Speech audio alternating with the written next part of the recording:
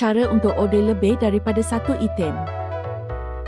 Tambah item pertama yang anda ingini.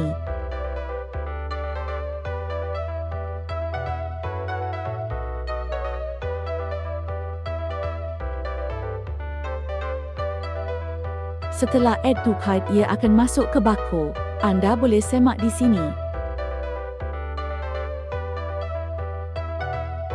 Seterusnya, tambahkan lagi item seterusnya.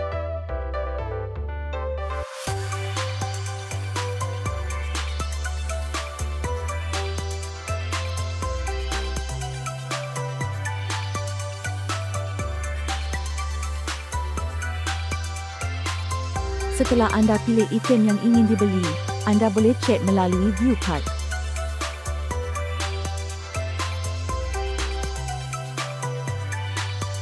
Anda boleh pilih shipping yang anda mahukan.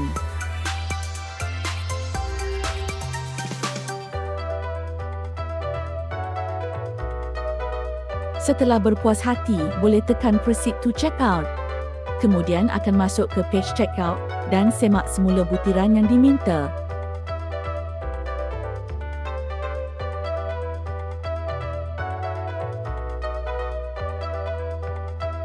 Tik kotak ini dan tekan Pay with the Bill Tools.